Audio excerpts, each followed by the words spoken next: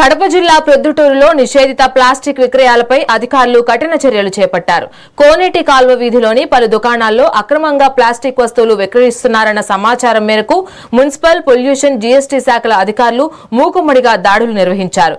దాడుల్లో ప్లాస్టిక్ కవర్లు, ప్లాస్టిక్ పేపర్లు, సంచులు, గ్లాసులు తదితర నిషేధిత ప్లాస్టిక్ వస్తువులను అధికారులు స్వాధీనం చేసుకున్నారు. పలు దుకాణాల్లో భారీ మొత్తంలో ప్లాస్టిక్ నిల్వలు గుర్తించి సీజ్ చేసినట్లు తెలిపారు. నిబంధనలు ఉల్లంఘించి ప్లాస్టిక్ విక్రయాలు కొనసాగిస్తే దుకాణాల లైసెన్సులు రద్దు చేస్తామని హెచ్చరించారు.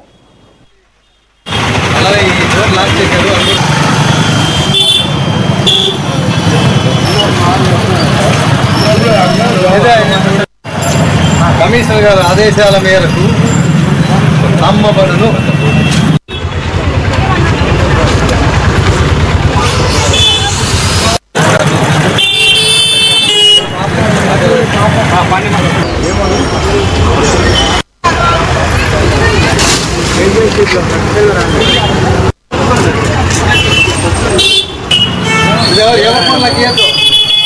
ముందు ఫోన్ సీజ్ చేయలేదు.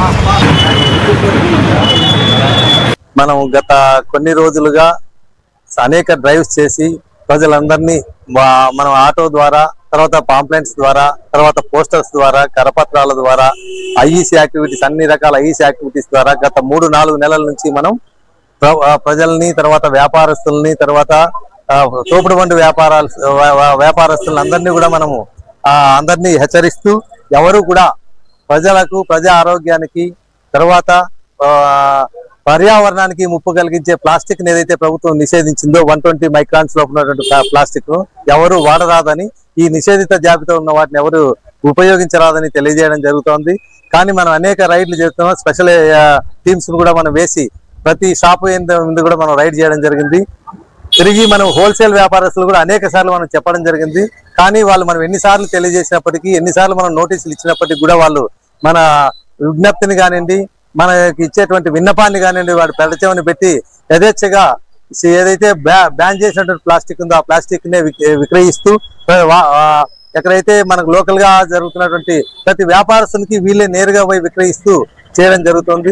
దీన్ని దృష్టిలో పెట్టుకొని మనం ఈ రోజు మన pollution control board, Kadapa pollution control board ఈ గారు, అదేవిధంగా లోకల్ మన 1 టౌన్ అన్నట్టు ఎస్ఐ, తర్వాత వారి సిబ్బందితోనూ, అదేవిధంగా లోకల్ ఎంఆర్ఓ, రెవెన్యూ పీపుల్, అదేవిధంగా జిఎస్టీ పీపుల్ అందరితో కలిసి ఈ రోజు మనం ఇక్కడ రైడ్ జరిగింది.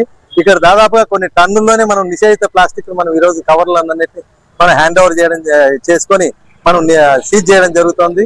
కాబట్టి నేను ఒక్కటే మీ ద్వారా ప్రజలందరికీ తెలియజేయడం ఏమంటే, పట్టణంలో ఉన్న ప్రజలందరూ ఎక్కడైనా ఎవరైనా అమ్మినా కూడా మీరు కొని వినియోగించొద్దని, అదేవిధంగా వినియోగదారులు మరి ముఖ్యంగా సహకరించాల్సింది ప్రజలు సహకరించాలి. ప్రభుత్వంతో ప్రజలు సహకరించినప్పుడే పర్యావరణాన్ని మనం కాపాడుకోగలుగుతాం.